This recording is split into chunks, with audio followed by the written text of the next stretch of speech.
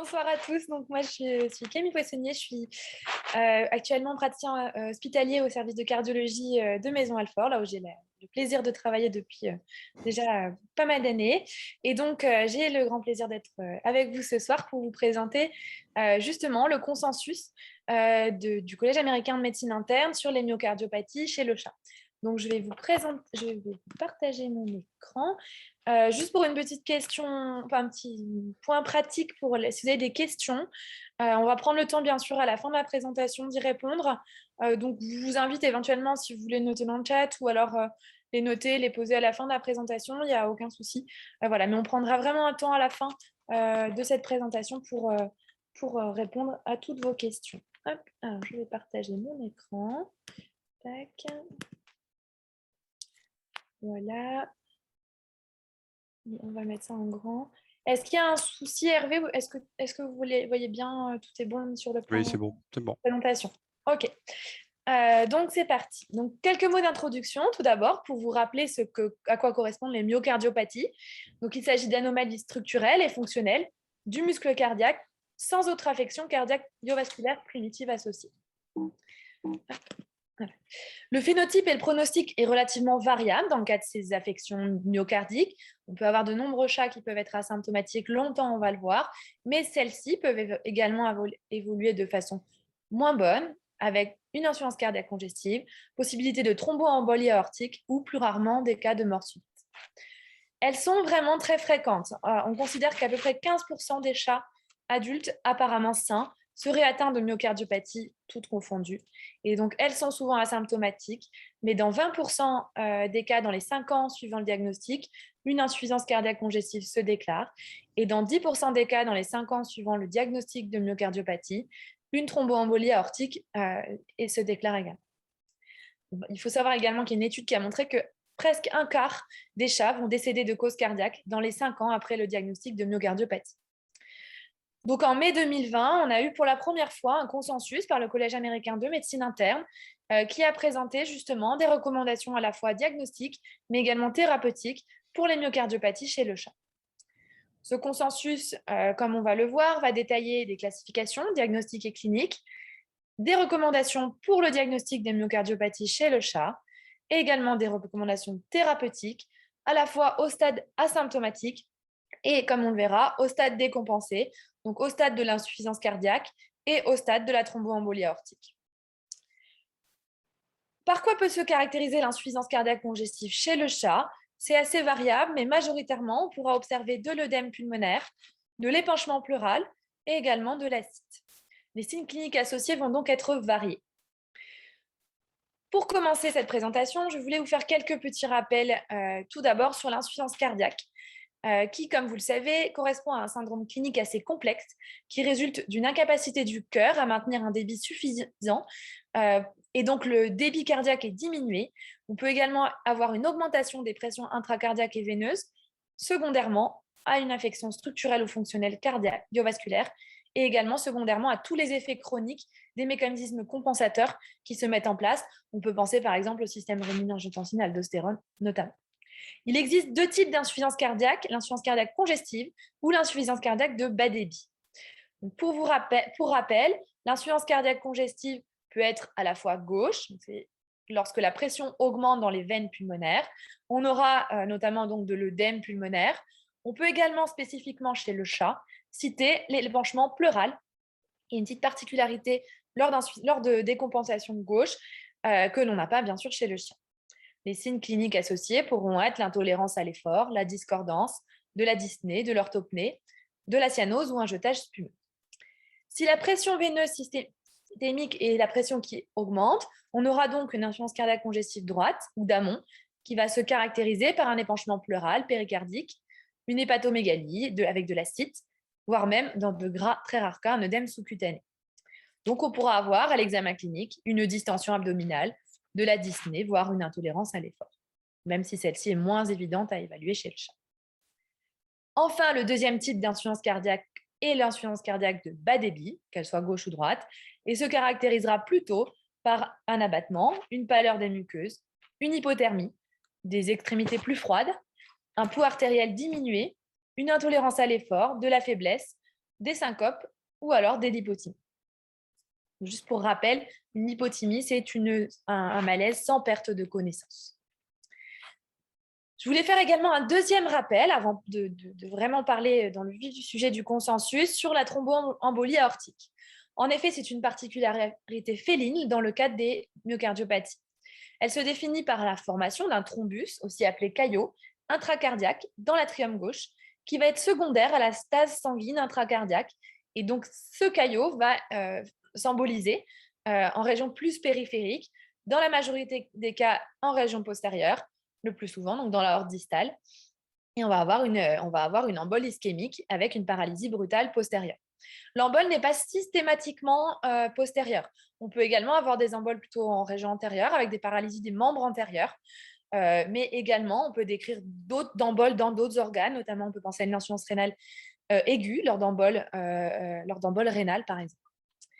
Juste, je voulais vous rappeler, les 3 facteurs de risque de thromboembolie, selon la triade de Virchow, sont la stase sanguine, la présence de lésions endothéliales et éventuellement un état d'hypercoagulabilité. Donc, ces 3 facteurs vont favoriser la mise en place d'une thrombose. Dans le cadre des myocardiopathies, on aura une stase sanguine avec la dilatation cavitaire et une lésion endothéliale avec tout le remodelage myocardique associé. Donc, on sait que lors de cardiopathie avancée avec dilatation de l'oreillette gauche et stase sanguine, on a vraiment des facteurs de risque de thromboembolie aortique. C'est très rare chez le chien, mais par contre, chez le chat, c'est vraiment relativement fréquent. On l'a vu dans 10% des cas sur les 5 ans suivant le diagnostic de myocardiopathie. Les signes cliniques vont être associés à l'ischémie et on aura majoritairement, comme on voit sur ce petit chat, une paralysie brutale. Et il faut également prendre en compte la douleur, qui est vraiment très importante dans le cas des thromboembolies aortiques, notamment postérieures. Donc, je vais vous représenter de façon générale le consensus, maintenant que nous avons fait ces petits rappels, avec notamment la classification et toutes les recommandations diagnostiques. Et ensuite, nous détaillerons les recommandations thérapeutiques dans le consensus, qu'on détaillera un petit peu plus aussi en fonction des dernières données scientifiques. Donc, on sait que le diagnostic de certitude des myocardiopathies est parfois complexe, même pour un cardiologue, parfois celui-ci est assez complexe. C'est pour ça que les experts ont voulu vraiment, dans ce consensus, proposer une classification assez simple, morphologique, et qui s'adapte de la Société européenne de cardiologie en humaine. Ils définissent donc, dans ce consensus, différents phénotypes. Donc, quand on parle de phénotypes, ça va vraiment être ce qu'on va avoir sur l'examen échocardiographique. Et ces phénotypes vont être secondaires, vont être soit correspondre à des affections primitives, soit correspondre à des phénotypes secondaires à d'autres affections, on va le voir. Donc, ces différents phénotypes sont les suivants. On a le phénotype hypertrophique, le plus connu majoritairement, le phénotype dilaté, le phénotype restrictif et le phénotype arythmogène droit. Et en dernier, un petit cinquième qu'on appelle le phénotype non spécifique, que nous allons donc détailler par la suite. Donc, pour commencer, le phénotype hypertrophique, donc celui que tout le monde connaît. Donc, il consiste en une hypertrophie ventriculaire gauche, diffuse ou localisée, sans dilatation ventriculaire gauche associée. Donc, ce phénotype va pouvoir être primitif. Donc, c'est vraiment ce qu'on appelle la myocardiopathie hypertrophique, primitive. On a notamment chez Maine Coon, par exemple. Mais il peut également être secondaire à pas mal d'autres affections que je vais citer ici, notamment l'hyperthyroïdie, l'hypertension systémique, à des épaississements transitoires ou des myocardites également, ou une acromégalie. Donc, c'est toujours important de penser qu'on est face à un phénotype hypertrophique et ensuite d'aller rechercher d'éventuelles causes de ce phénotype. Donc, on peut voir sur le petit schéma, au niveau du ventricule gauche ici, on a une nette hypertrophie de la paroi ventriculaire gauche par rapport à un cœur normal. Donc, pour vous montrer, pour ceux qui font un petit peu plus de cardio, je ne sais pas s'il y en a déjà qui font de l'écho ou pas, mais sur des petites images échocardiographiques. Donc là, vous voyez, c'est ce qu'on appelle une coupe transventriculaire. Donc, on vient couper transversalement le ventricule, comme on voit sur le schéma ici, afin de visualiser la cavité ventriculaire gauche, la paroi libre ventriculaire gauche et le septum interventriculaire. Normalement, on est censé avoir une image vraiment de champignon de Barry. Là, on voit que celui-ci est nettement écrasé. On a des piliers qui sont très épaissis, très hyperéchogènes et très épaissis, hypertrophiés. Et les parois ventriculaires libres ventriculaire gauche ainsi que le septum interventriculaire sont nettement épaissies. Donc, quand on connaît les normes, on sait que normalement, on est en dessous de 6 mm. Et là, on est à au moins 6 mm 6. L'image de droite correspond à une image temps mouvement transventriculaire. Donc, je viens couper transversalement entre les piliers perpendiculairement à mes parois pour pouvoir visualiser en diastole et en systole l'épaisseur des parois et les diamètres des cavités. Et cette coupe me permet de confirmer justement l'épaisseur des parois qui est très augmentée. Et on voit que la cavité ventriculaire gauche, elle est de diamètre nettement diminuée. Donc, on a vraiment un défaut de remplissage, un défaut diastolique lors de phénotypes hypertrophiques. On peut également aussi avoir ce qu'on appelle des phénotypes hypertrophiques obstructifs. Donc là, c'est quand l'hypertrophie concerne le septum interventriculaire en région sous-aortique, donc vraiment localisée, juste à la base du départ de l'aorte. Donc vous voyez sur cette coupe, il s'agit d'une coupe alors grand axe qu'on appelle 5 cavités par voie parasternale droite, sur laquelle on voit le ventricule gauche ici, l'oreillette gauche et le départ de l'aorte. Normalement, le septum est censé être bien rectiligne. Or, vous voyez ici que le septum est en forme de bourrelet. Il fait proéminence dans la cavité ventriculaire gauche et à la base de l'aorte, en fait. Et il vient en systole obstruer le départ de l'aorte et donc entraîner une accélération du flux dans l'aorte. Donc, si on met le Doppler couleur qui nous permet de visualiser le flux sanguin de façon plus précise, on voit qu'on a ce qu'on appelle des turbulences et on peut visualiser l'accélération du flux. Normalement, on n'a pas de rétrécissement du flux à ce niveau-là par le septum. Hein. Normalement, le flux passe du ventricule vers l'aorte sans être rétréci du tout et sans avoir toutes ces images en vert de turbulence. Le phénotype hypertrophique, c'est le plus représenté.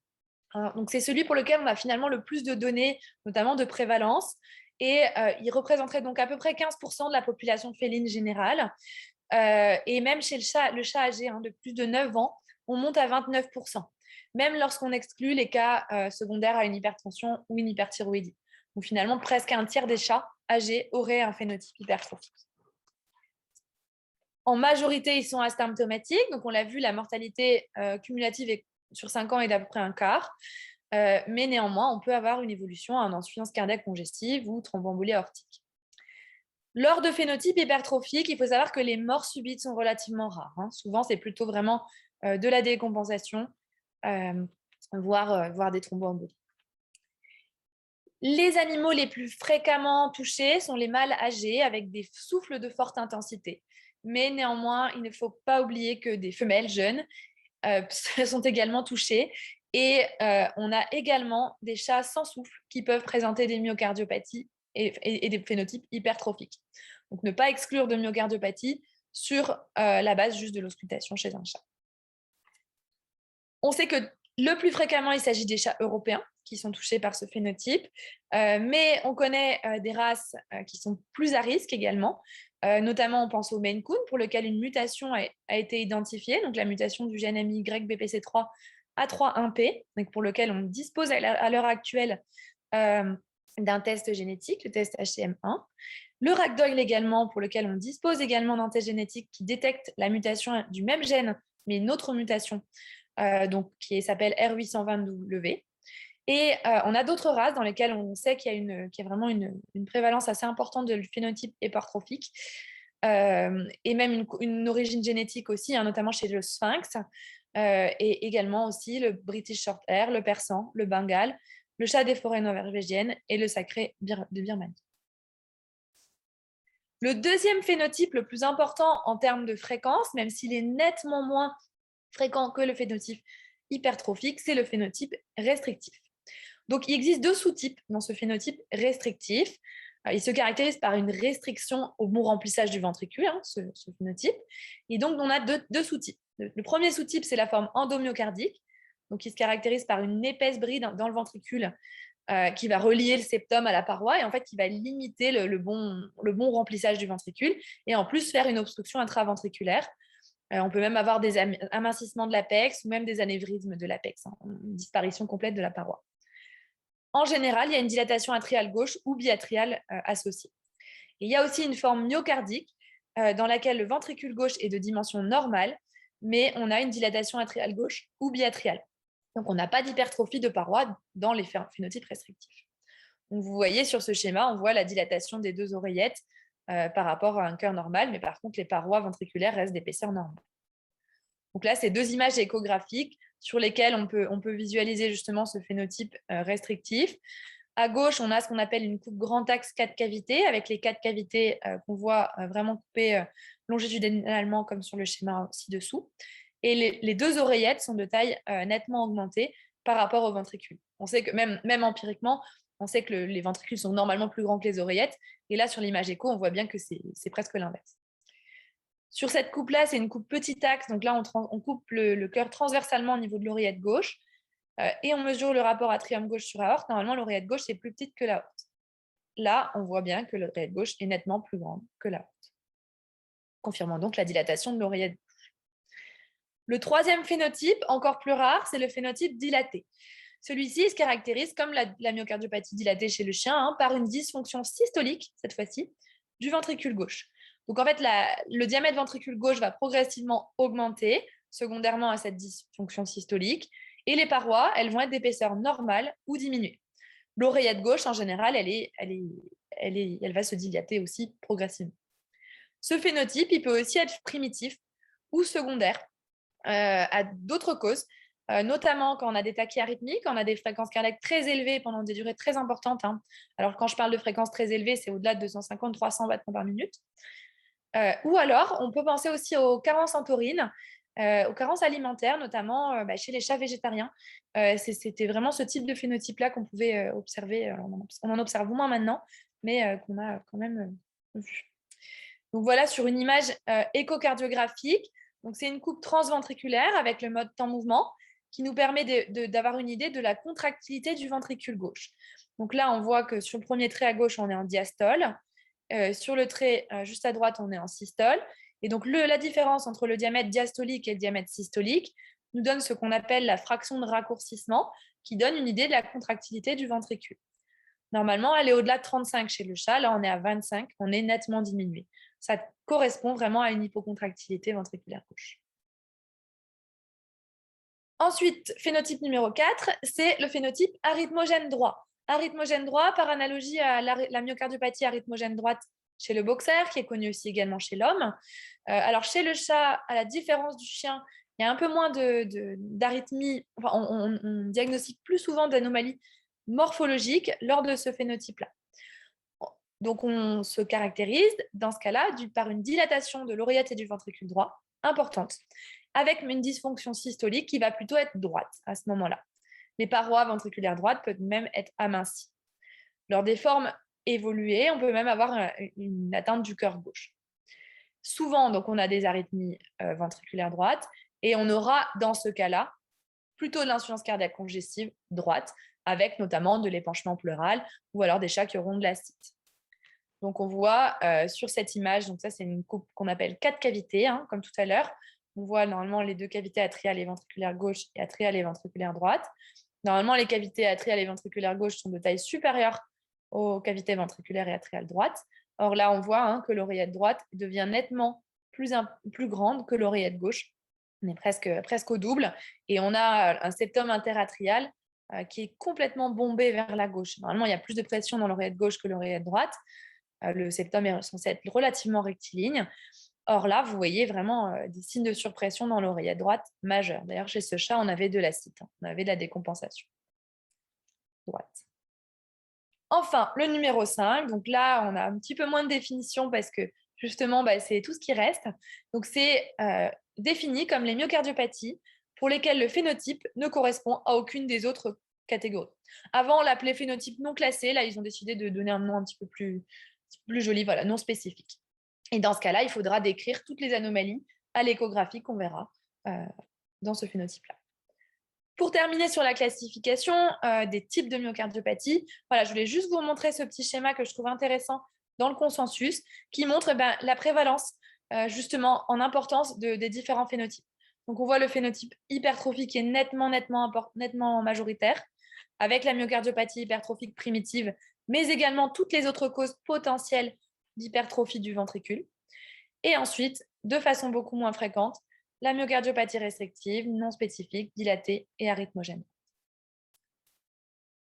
Ensuite, deuxième classification qui est très intéressante dans ce consensus, c'est la classification en fonction des stades et de l'insuffisance cardiaque. Donc, elle se base sur 4 stades, A, B, C, D, qui sont assez similaires à ce que vous connaissez déjà chez le chien, dans la classification de la maladie valvulaire dégénérative mitrale. Donc, quelles sont les similarités? C'est les 4 stades. On va le voir, on a le stade A, B, C, D, A, les animaux à risque, B, les stades non décompensés, C, décompensés, D, réfractaires. Les petites différences, c'est que pour le chat, on va parler de décompensation ou d'insuffisance de thromboembolie aortique, alors que chez le chien, on va uniquement parler d'insuffisance cardiaque congestive. Chez le chat également, les affections concernées, c'est toutes les myocardiopathies. Il faut garder en tête que dans ce consensus, c'est toutes les myocardiopathies et pas que l'hypertrophique. Donc, toutes les recommandations concernent l'ensemble des myocardiopathies, avec quelques spécificités en fonction des affections. Chez le chien, c'est uniquement la maladie valvulaire dégénérative mitrale. Donc, on va détailler un petit peu plus cette classification, justement, en fonction des différents stades. Donc, le stade A, c'est les chats non atteints et prédisposés à développer une myocardiopathie. Donc, classiquement, Maine Coon, Ragdoll, il est de base au stade A, même s'il n'a pas de myocardiopathie. Au stade B, la myocardiopathie est présente et confirmée à l'examen échocardiographique. Donc, c'est ce qu'on appelle le stade subclinique. Et donc, il n'y a aucun signe d'insuffisance cardiaque congestive ou de thromboembolie aortique à la fois présente ou passée. Ce stade B, comme chez le chien, se divise en 2 sous-stades, B1, B2. B1, c'est le stade pour lequel le risque d'insuffisance cardiaque congestive ou de thromboembolie aortique est mineur. Donc, l'oreillette gauche est de taille normale, ou alors très très légèrement dilatée, mais vraiment très modérément. Et au stade B2, par contre, là, le risque d'insuffisance cardiaque congestive ou de thromboembolie aortique va être nettement plus important. Donc, en général, on a une dilatation importante de l'oreillette, on peut avoir un bruit de galop, des arythmies, une hypertrophie très, très importante sur l'ordre de myocardiopathie hypertrophique, ou alors une paroi très amincie quand on a des phénotypes plutôt dilatés. On va pouvoir avoir une dysfonction systolique, une baisse de la puissance de pompe du ventricule gauche. Et on pourra voir également à l'échographie, pourquoi pas un thrombus dans l'oreillette, ou ce qu'on appelle les images de smoke, de contraste échographique spontané. C'est quand on voit en fait sur l'échographie le sang qui stagne dans l'oreillette. Ça nous donne des images un petit peu en forme de fumée, qui sont assez caractéristiques. Au stade C, on a eu une insuffisance cardiaque congestive et ou une thromboembolie aortique. Et au stade D, celle-ci est réfractaire au traitement usuel.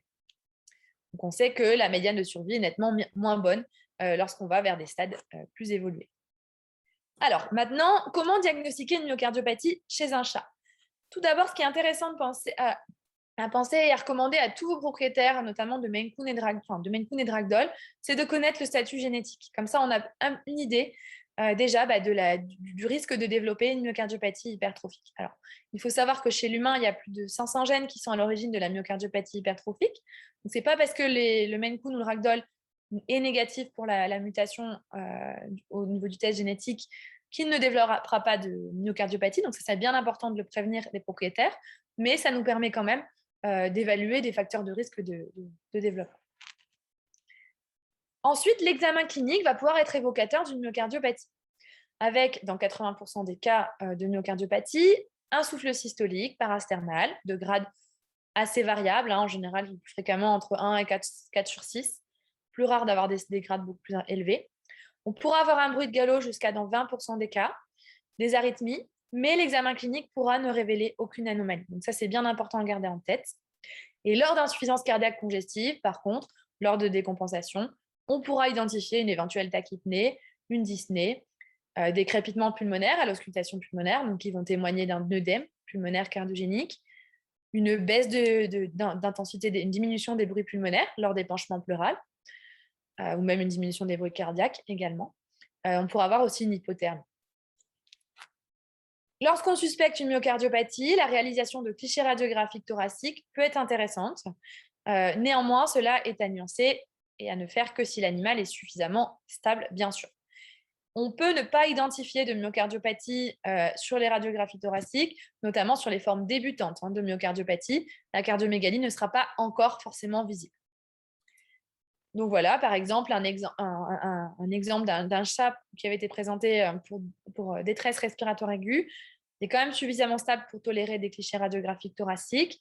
Et donc, on avait fait des radios qui avaient permis d'identifier justement une opacification alvéolaire, interstitielle assez diffuse, à la fois cododorsale et crânio-ventrale également, qui était compatible avec une cardiomégalie aussi, qui était compatible avec un œdème pulmonaire cardiogénique. Il faut savoir sur la radio, tout peut être œdème et rien n'est œdème chez le chat. Alors, à la différence du chien pour lequel on a classiquement une opacification codo-dorsale périhilaire, chez le chat, de nombreux patterns pulmonaires peuvent témoigner d'un œdème pulmonaire. Donc, ça à garder en tête également, petite différence. Voilà la cardiomégalie aussi.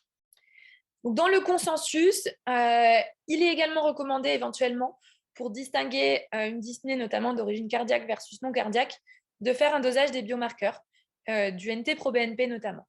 Donc avec une bonne sensibilité et spécificité lors de dyspnée pour distinguer une origine cardiogénique d'une origine non cardiogénique. Ça peut être aussi un indice de suivi, de suivre les NT-proBNP pour un animal qui ne peut pas avoir d'examen échocardiographique régulier, vérifier que ceux-ci sont stables, et si on a une élévation des NT-proBNP, ça pourra nous encourager à réaliser un suivi écho pour voir si on a eu une évolution. L'examen électrocardiographique va permettre, lors d'arythmie ou de faiblesse ou syncope, d'évaluer le rythme cardiaque. Et enfin, chez tous les chats de plus de 6 ans qui présentent une hypertrophie ou une dilatation ventriculaire gauche à l'écho, là, il sera intéressant et recommandé de faire un dosage de T4 total et une mesure de pression artérielle systémique. Ensuite, venons-en aux recommandations pour les examens échocardiographiques. Alors, ceux-ci peuvent se faire à la fois debout ou couché, et dans le consensus sont cités 3 protocoles. Un protocole de base qui est plus ciblé, un protocole qui est appelé standard et un protocole best practice. Donc, je vais vous expliquer un petit peu les grandes lignes de chacun de ces 3 protocoles. Pour le protocole de base ciblé, ça va être une évaluation qualitative. Donc, l'objectif de ce protocole, qui peut aussi être fait sur un animal qui n'est pas stable pour tolérer une échographie cardiaque complète, on va rechercher, est-ce qu'on a un épanchement pleural? Est-ce qu'on a un épanchement péricardique? Est-ce que l'oreillette gauche nous paraît dilatée de façon objective? Est-ce qu'on a des anomalies de la cinétique atriale gauche? Est-ce qu'on visualise aussi des lignes B pulmonaires? Donc ça, c'est vraiment des lignes qu'on peut avoir sur le parenchyme pulmonaire, vraiment en queue de comète, qui témoignent d'un œdème pulmonaire. Et est-ce qu'on a éventuellement une dysfonction systolique ventriculaire gauche, notamment dans les formes dilatées, par exemple? Ça, c'est pour le protocole de base ciblé qui est vraiment au chevet du patient et qui peut être intéressant à l'admission en urgence. On a également ensuite un protocole standard qui permet d'avoir une évaluation quantitative et qualitative de l'écho, donc avec une évaluation des épaisseurs des parois, des diamètres des cavités, à la fois sur plusieurs modes, et des diamètres de l'oreillette et du ventricule notamment. Donc notamment au mode temps-mouvement et au mode bidimensionnel. Ceux qui font un petit peu d'écho, vous voyez, c'est des paramètres qu'on évalue assez classiquement lors de myocardiopathie chez le chat. Notamment, on sait que le diamètre de l'oreillette gauche, par le rapport atrium gauche sur aorte, est associé à la survie. Donc, il est intéressant à évaluer. De façon plus qualitative, on va chercher à l'échographie la présence d'hypertrophie des muscles papillaires, donc des piliers, éventuellement d'une oblitération complète du ventricule gauche en systole, des anomalies de la morphologie des muscles papillaires, des feuilles limitros, des obstructions du ventricule gauche et de la chambre de chasse du ventricule gauche ou droite, des anomalies de la géométrie des chambres cardiaques, de la cinétique myocardique, ou alors également la présence de ce fameux SMOC, ce fameux contraste échographique spontané, ou de thrombus dans les oreillettes quand elles sont dilatées. Enfin, il y a un dernier protocole qui est encore un petit peu poussé, qu'on appelle le protocole best practice, pour lequel on va évaluer tout ce qui est mode Doppler. Donc, on va évaluer en fait les flux à la fois de remplissage du ventricule gauche, les flux pulmonaires, flux aortiques, les flux veineux, également les vitesses dans les auricules gauche, et on pourra même faire du Doppler tissulaire à l'anneau qui nous donne des indices pronostiques plus poussés. Voilà, maintenant qu'on a vu tout ce qui concernait le diagnostic et les classifications, on va maintenant aborder le traitement des myocardiopathies. Donc, le traitement, il se divise en 2 parties. D'abord, le traitement au stade B, donc au stade asymptomatique, sans décompensation ou sans thromboembolie aortique. Et ensuite, nous allons voir le traitement au stade C et D, donc au stade décompensé ou avec thromboembolie aortique. Alors, comment traiter au stade B1 et au stade B2? Donc, au stade BE, quand on a un risque d'insuffisance cardiaque de thromboembolie faible, pour l'instant, il n'y a pas vraiment de consensus net parmi les experts et pas de preuves. La seule chose qui est recommandée dans le consensus, ça va être de mettre en place de l'athénolol lors d'obstruction de la chambre de chasse du ventricule gauche importante. Ça va permettre de diminuer le gradient d'obstruction et de baisser un petit peu la fréquence cardiaque. On fera un petit point sur l'athénolol juste après. Donc ça, c'est la seule, pour l'instant, recommandation au stade B1, sachant qu'on a des experts qui utilisent aussi les IECA, mais pour l'instant, on n'a pas de recommandation dans ce consensus pour leur utilisation.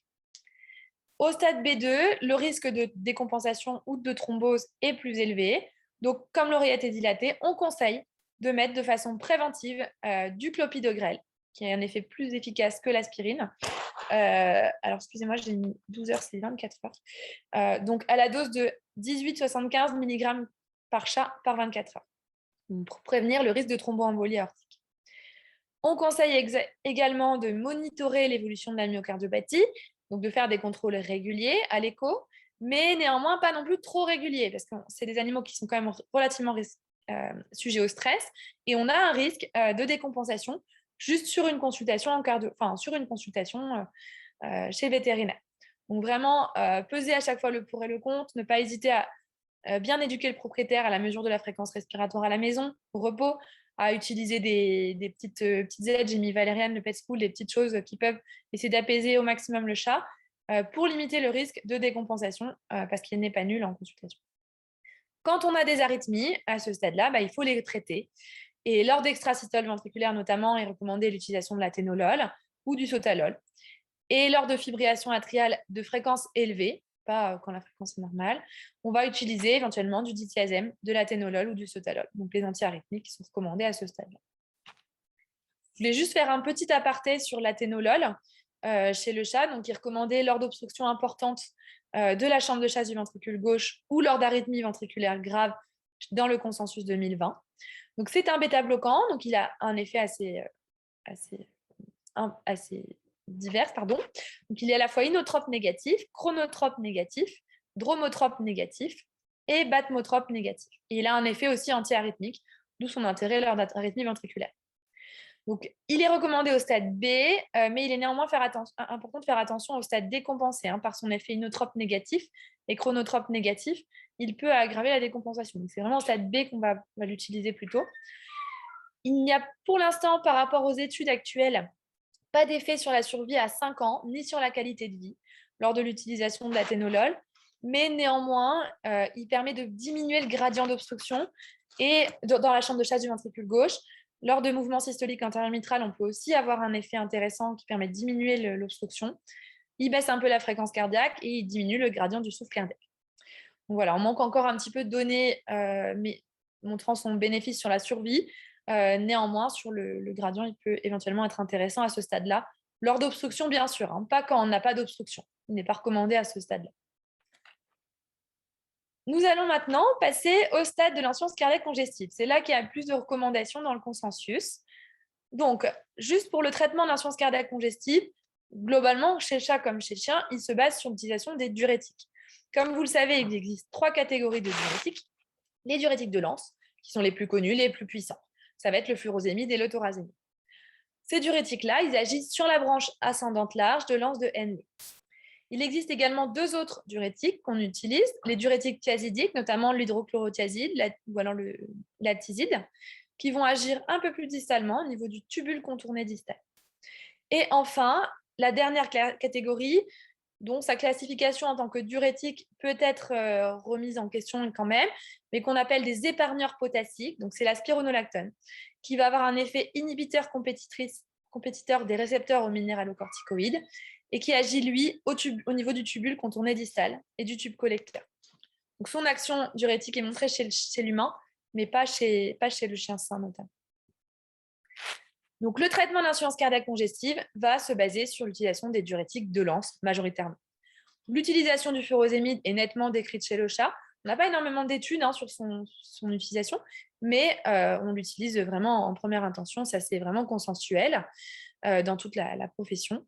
Néanmoins, il y a une petite problématique dans son utilisation, notamment en long cours, ça va être l'apparition d'une résistance. C'est là que l'utilisation du thorazémide pourrait être éventuellement intéressante. Néanmoins, il n'y a pas encore d'autorisation de mise sur le marché chez le chat. Les doses équivalentes ne sont pas encore connues et on n'a pas d'essai clinique, donc on l'utilise selon la cascade pharmaceutique. Donc, c'est juste à garder en tête.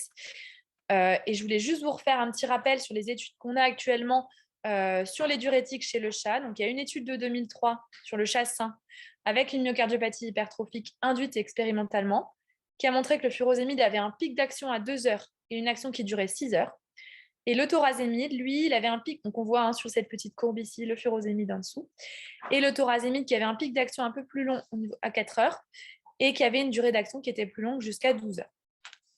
Et on sait que l'excrétion urinaire du thorazémide est 10 fois supérieure à celle du furosémide. Donc, on a un effet, un équivalent de dose qui est au moins de 1 pour 10. Et donc, il y a une deuxième étude beaucoup plus récente de la pharmacocinétique et pharmacodynamie chez le chat du thorazémide qui a confirmé le pic d'effet à 4 heures avec une bonne tolérance jusqu'à 0,4 mg/kg, sans hypocalcémie significative et une biodisponibilité nettement supérieure par rapport au furosémide. Donc, on a 74% par voie orale pour le thorazémide et 48% pour le furosémide. Et juste pour le thorazémide, il y a 3 études rétrospectives, pas d'essais cliniques pour l'instant, qui montraient, donc notamment une dernière sur 21 chats, qui montrait une médiane de survie de 182 jours pour des doses allant de 0,08 à 0,40 mg/kg avec une bonne tolérance de la molécule chez le chat. Donc, que recommande justement le consensus lors d'insuffisance cardiaque congestive? Donc, il divise pour le stade C l'insuffisance cardiaque congestive aiguë de l'insuffisance cardiaque congestive chronique. Donc, lors d'insuffisance cardiaque congestive aiguë, on aura de l'œdème pulmonaire, de l'épanchement pleural. Donc, on conseille à ce stade-là le furosémide par voie intraveineuse avec des bolus de 1 à 2 mg/kg ou même en infusion à débit constant, ce qu'on appelle les CRI. On commence en intraveineux. On peut éventuellement prendre un relais après en intramusculaire, sachant que la durée le pic d'efficacité n'est pas le même en délai entre l'injection par voie intraveineuse et l'injection par voie intramusculaire. Avec néanmoins un suivi de la fonction biochimique rénale et du ionogramme, ça c'est très important. Une oxygénothérapie est fondamentale et lors d'épanchement pleural, une thoracosynthèse peut être à la fois diagnostique et également thérapeutique. La fluidothérapie est contre-indiquée lors d'insuffisance cardiaque congestive, bien entendu, et lors de baisse de débit, sauf si on a une myocardiopathie hypertrophique avec obstruction sous-aortique, on pourra utiliser du pimobanane. Donc les doses qui sont indiquées, c'est 0,625 à 1,25 mg toutes les 12 heures. Et donc le pimobanane, c'est un sensibilisateur calcique et inhibiteur des phosphodiesterase 3. Donc il a un effet inodilatateur. Au stade aigu, on n'utilise pas d'IECA. Après stabilisation, l'animal peut sortir d'hospitalisation et on va faire un suivi de la fréquence respiratoire lors du sommeil à la maison. Donc bien montrer au propriétaire comment faire la mesure. L'objectif, c'est moins de 30 mouvements par minute avec du et un relais en traitement avec du furosémide par voie orale, éventuellement pimobanane si on l'a déjà mis en place, si on en a mis en place. Il est conseillé de faire une réévaluation clinique et biochimique 3-7 jours après la sortie d'hospitalisation. Quand on passe sur un stade chronique de l'insuffisance cardiaque congestive, on va pouvoir utiliser des traitements diurétiques de Lance, notamment donc toujours le furosémide par voie orale, entre 0,5 et 2 mg/kg par voie orale toutes les 8 à 12 heures. En général, on commence à des doses initiales entre 1 et 2 mg/kg par voie orale toutes les 12 heures, notamment lors des premières décompensations. Cette dose-là va être adaptée avec la fréquence respiratoire lors du sommeil. Ça va vraiment être un paramètre très intéressant pour le suivi. On ajoute également un traitement anti-agrégant plaquettaire prophylactique lorsque l'oreillette gauche est dilatée. Toujours le pimobanane éventuellement dans certains cas particuliers quand on a une dysfonction systolique et quand on n'a pas d'obstruction sous-aortique. Et les IECA à ce stade-là ne sont pas mentionnés, mais on sait que certains experts du consensus l'utilisent et on sait que le système rénine-angiotensine-aldostérone est activé lors de myocardiopathie au stade C. Voilà, à rediscuter. Et à ce stade-là, il est recommandé de faire un suivi tous les 1 à 3 mois. Ne pas hésiter, voilà, si l'animal est bien stable, on peut espacer un petit peu jusqu'à 3 mois pour éviter de nouvelles décompensations. Au stade D, on va être plutôt à des stades d'insuffisance cardiaque congestive réfractaires au traitement usuel qu'on a mentionné juste avant. Donc, on va rentrer au stade D, notamment lorsqu'on va utiliser des doses de furosémide au-delà de 6 mg kg jour par voie orale. Donc, quand on passe ces doses-là de 6 mg kg jour chez le chat, on considère qu'on a une résistance au traitement diurétique de l'anse furosémide.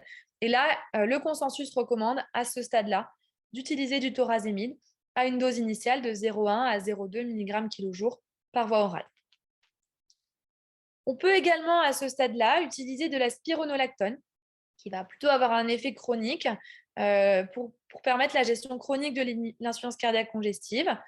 Donc, il y a un anti-aldostérone qui va avoir un effet anti-remodelage, épargneur potassique. Et donc, aux doses qui sont recommandées actuellement, c'est 1 à 2 mg kg par voie orale toutes les 12 à 24 heures. Et donc, il y a une étude qui a évalué justement chez les chats insuffisants cardiaques recevant des USCA et du furosémide l'ajout ou non de spironolactone. Et cette étude suggère une survie supérieure des chats recevant de la spironolactone avec une bonne tolérance de la molécule à ces doses-là. Il faut faire attention juste à ne pas trop monter les doses de spironolactone parce qu'il y a eu des dermatites ulcératives faciales qui ont été décrites, notamment chez Maine Coon, à des doses de 4 mg kg jour. Donc là, on est quand même à des doses importantes, mais voilà, pas à monter trop les doses. Enfin, lors de dysfonction systolique au stade D, on peut faire des complémentations en taurine aussi. Donc ça peut être intéressant. Je voulais revenir sur le traitement de la thromboembolie aortique également. Donc, il se base sur 3 principaux piliers. Tout d'abord, l'analgésie, qui est vraiment fondamentale. Par exemple, on peut utiliser du fentanyl, de la méthadone. Le traitement anticoagulant. Donc, il va pouvoir se baser sur un traitement à base d'héparine. Celle qu'on utilise le plus fréquemment, c'est l'héparine de bas poids moléculaire, l'énoxaparine sodique. Donc, souvent, c'est des doses entre, voilà, on conseille 120 UI par kilo 3 fois par jour par voie sous-cutanée. Ou éventuellement, une nouvelle molécule qui est très récente, mais qui montre de résultats très intéressants, je vais en parler juste après, c'est l'inhibiteur du facteur 10A, le rivaroxaban. Et tout ceci concomitamment avec un antiagrégant plaquettaire. Donc, on conseille en première intention vraiment le clopidogrel à une dose de charge de 75 mg kg le premier jour et ensuite un relais à 18-75 mg toutes les 24 heures par voie orale. Juste pour le clopidogrel, donc quelques mots de rappel. C'est un antagoniste irréversible de l'ADP plaquettaire. Il va inhiber l'agrégation plaquettaire primaire et secondaire. Il va aussi inhiber les changements conformationnels de la glycoprotéine 2B et 3A, qui est impliquée dans la cascade de coagulation. Et donc, il est recommandé, comme on l'a vu, dès le stade B2 dans le consensus et en combinaison d'un anticoagulant lors de thromboembolie aortique. Il faut savoir que son administration est parfois complexe parce que l'appétence n'est pas très bonne. Éventuellement, on peut utiliser des capsules vides dans lesquelles on met le quart de comprimé, c'est un quart de comprimé de 75 mg, puis administrer de l'eau juste après. Il existe également la possibilité de faire reconditionner des sirops chez certains laboratoires, donc à envisager comme petite piste pour mieux améliorer l'observance. Et donc, il y a une étude qui a montré en 2015 que le clopidogrel était nettement supérieur à l'aspirine pour prévenir la récidive des thromboses chez des chats qui avaient déjà présenté des thromboembolies aortiques. Donc, on avait une durée avant récidive de 440 jours lors de traitement au clopidogrel versus 192 jours lors de traitement à l'aspirine. Et je voulais également vous faire un petit aparté aussi sur le rivaroxaban, qui est une molécule qu'on ne connaît pas encore, qui est assez récente, récemment utilisée, donc on utilise la forme humaine, qui est un inhibiteur du facteur 10A, voilà, je vous ai remis la cascade de coagulation, donc on est vraiment à ce niveau-là, au niveau du facteur 10A, entre les deux, voilà, là où les deux voies intrinsèques et extrinsèques se rejoignent. Et cette molécule-là présente des résultats assez intéressants.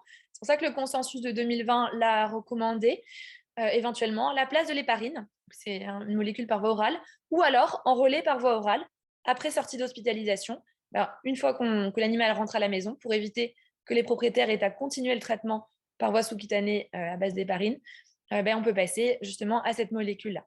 Il peut également être intéressant lors de risques majeurs de thromboembolie aortique, si on voit vraiment des images de contraste échographique spontané majeur en association au clopidogrel. Il n'y a pour l'instant pas encore énormément d'études, mais une étude sur 32 chats qui montrait que l'association clopidogrel rivaroxaban, avec un suivi à 5 ans, on avait une bonne tolérance et une faible récurrence de thrombose. Voilà. Donc, en conclusion, que retenir de ce consensus? Donc, ce consensus est le premier qui décrit maintenant chez le chat une classification à la fois des phénotypes de myocardiopathie et une classification clinique aussi qui prend en compte les thromboembolies aortiques et l'insuffisance cardiaque congestive. Il donne des guidelines diagnostiques et thérapeutiques vraiment intéressantes et notamment à retenir lors de l'insuffisance cardiaque congestive. Ça va vraiment être les diurétiques de Lance de Henle qui vont être fondamentaux, avec un suivi de la fréquence respiratoire et des suivis des fonctions biochimiques rénales et des électrolytes réguliers lors du traitement chronique. En général, une fois qu'on est au stade C, il faudra continuer un traitement diurétique de Lance à dose minimale efficace, mais tout le long de la vie de l'animal. Et on peut également utiliser d'autres molécules, notamment au stade D, que sont la spironolactone et le pivobadène, qui peuvent être intéressants lors de décompensation. Voilà, je vous remercie de votre attention et on peut passer aux questions. Je vais peut-être arrêter le partage. Voilà, donc, hop. Alors, je vois une première question qui est notée. Pourriez-vous redonner la dose d'héparine? Alors, sur l'héparine, donc là, c'est vraiment c'est ce qu'on utilise le plus fréquemment, l'énoxaporine sodique, le Lovenox. Et les protocoles que nous, on utilise, qui sont classiquement utilisés dans les services d'urgence réanimation, c'est 120 UI par kilo, 3 fois par jour, toutes les 8 heures. Voilà.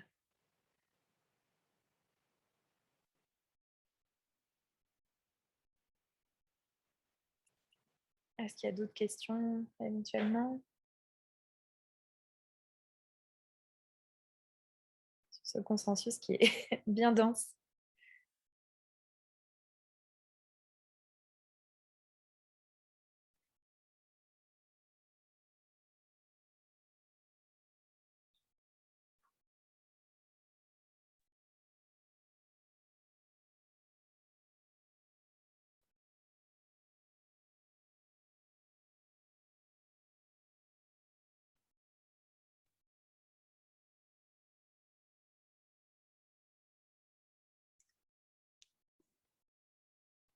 Pas de questions?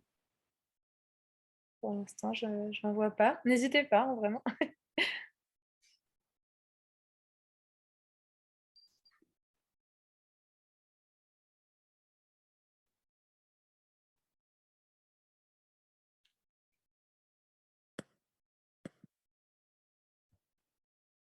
Alors, finalement, pas ou peu. Alors, finalement, pas ou peu d'utilisation chez le chat. Par rapport à quoi? À quelle molécule? Si c'est possible de détailler, je vais prendre la question juste après. Donc, doit-on proposer une échographie cardiaque à tous les chats avec souffle ou y a-t-il des souffles physiologiques? En effet, il y a ce qu'on appelle des souffles physiologiques. Hein. On sait qu'ils sont relativement fréquents, notamment chez le chat, même plus fréquents que chez le chien.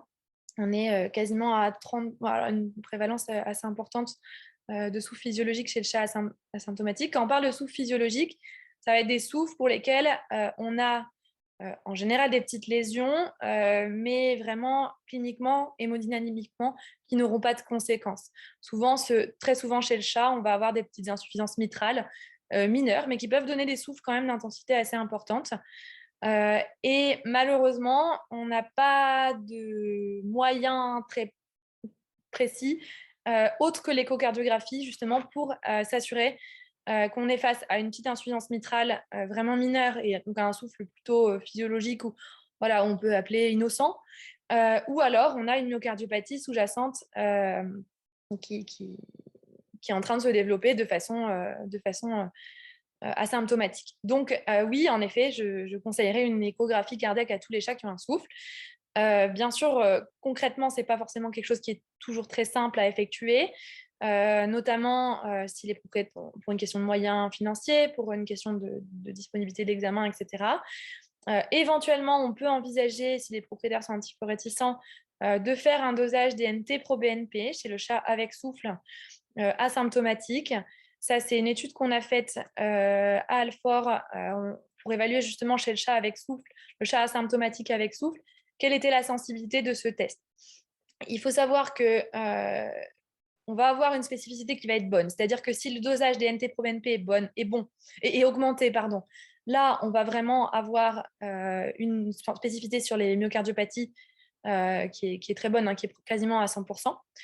Par contre, la sensibilité est pas très bonne, c'est-à-dire qu'on peut passer à côté de formes de myocardiopathie, notamment des formes de myocardiopathie débutantes. Donc oui, j'aurais tendance à dire une échographie cardiaque, c'est vraiment ce qui nous permettra de différencier justement souffle physiologique de souffle qui témoigne d'une myocardiopathie. Voilà. Alors, en première intention, si souffle, le forté-corps a été suggéré, est-ce toujours d'actualité? Sans échographie. Alors, moi, j'ai tendance à dire on fait toujours une écho pour aller voir qu'est-ce qui se passe derrière, qu'est-ce qui explique le souffle cardiaque. Hein, c'est quand même l'idéal. Après, sans échographie, il faut savoir que le forté-corps, le bénazéprile, a des doses classiques pas trop importantes. Hein. Il ne faut pas monter à des doses trop importantes, parce qu'il peut avoir un effet vasodilatateur. Mais autour de 0,2-0,3 mg/kg jour, c'est une molécule qui est très bien tolérée. Donc, on sait que sur le moyen long cours, on ne va pas avoir d'effets secondaires, enfin très peu d'effets secondaires sur des animaux qui ont une fonction rénale notamment normale. Donc, j'aurais tendance à dire que vous ne risquez pas non plus d'être trop délétère. Néanmoins, c'est quand même mieux de faire un dépistage échocardiographique, ne serait-ce que pour voir si le chat en a réellement besoin. Parce qu'on a quand même des proportions assez importantes, hein, 20-30% des chats sains ont un souffle. Donc, ça évite aussi de trop traiter, enfin de traiter des chats qui n'ont pas forcément besoin de cette molécule-là.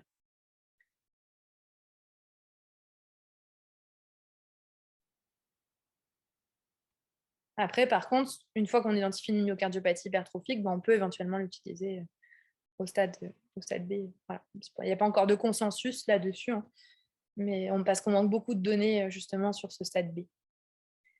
Voilà. Je ne sais pas si vous avez d'autres questions.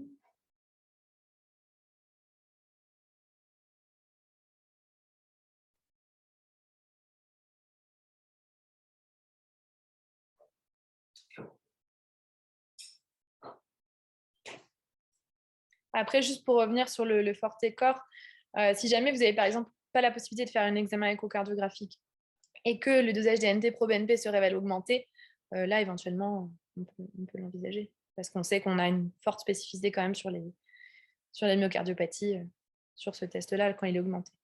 Même s'il est peu sensible, il est assez spécifique.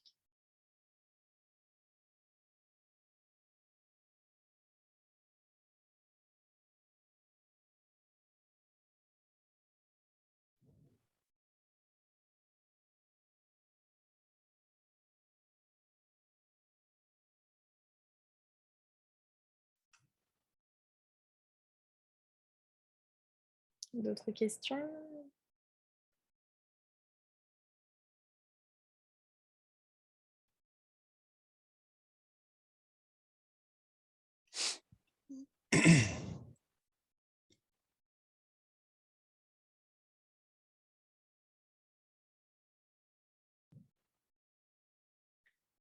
Alors, quelle valeur maximale pour la fréquence respiratoire? Alors, c'est vrai que nous, on a tendance plutôt en consultation à utiliser la valeur de 40 mouvements par minute. On sait que le chat va avoir une fréquence respiratoire un petit peu plus importante reliée à l'émotivité, au stress. Mais par contre, à la maison, maintenant, on utilise la valeur de 30, 30 mouvements par minute. Bien prévenir les propriétaires de mesurer cette fréquence respiratoire au repos, quand le chat dort, pas après avoir mangé, etc. Mais oui, plutôt 30 mouvements par minute au domicile du propriétaire lors du sommeil. C'est vraiment la valeur importante à garder en tête. Après, ce qui peut être intéressant aussi, c'est d'éduquer le propriétaire. Quelle est la valeur de référence de son chat, en fait. Si certains chats vont avoir une fréquence respiratoire peut-être autour de 24-26 lors du sommeil, déjà qui monte au-delà de 30-32, ça peut être déjà une augmentation significative. Donc, que le propriétaire soit éduqué dès le diagnostic de myocardiopathie au stade asymptomatique à mesurer cette fréquence respiratoire, ça va permettre de détecter des décompensations de façon très précoce avant qu'on soit à un stade d'œdème aigu majeur, voilà, beaucoup plus évolué.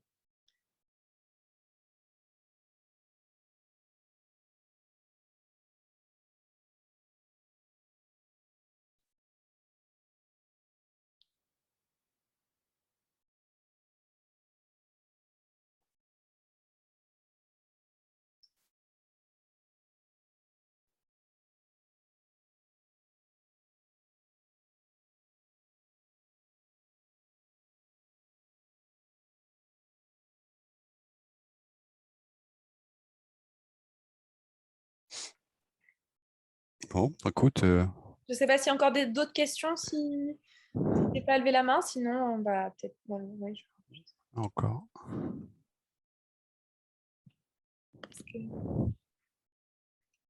non, je vois personne qui lève la main.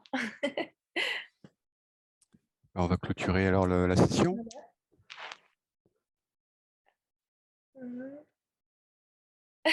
Bonjour Audrey.